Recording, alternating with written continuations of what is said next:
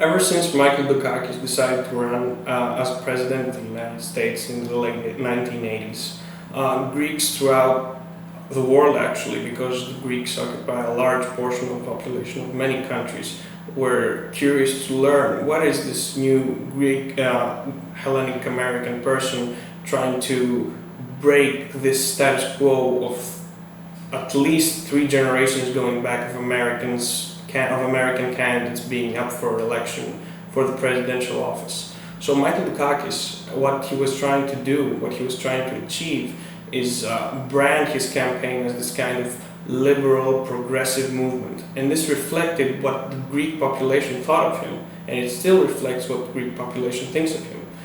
Traditionally, as a country, we have always been very encouraged to break out of this little shell that is Greece and explore the world and occupy and travel throughout the world to find new places and share our knowledge, learn more, engage in activities that will enhance our culture and our spirit. And that was what Greeks saw Michael Dukakis doing.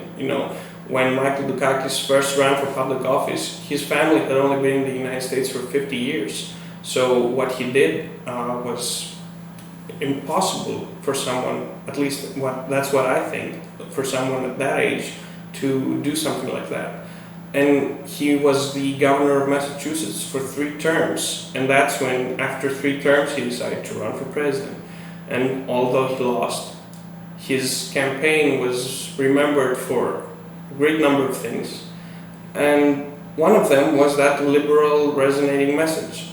So in my reality today, as a student in Greece with an ambition to study in the US, what I see is the United States' openness to the world and how a young son of immigrants was able to sort of emerge in this public space that is politics and become a man of his own, if you'd like, leaving aside his identity as an immigrant and embracing his identity as an American. And I think that's what many people, including myself perhaps, are trying to do by going to the United States for studies or work or whatever else people are going to the United States for.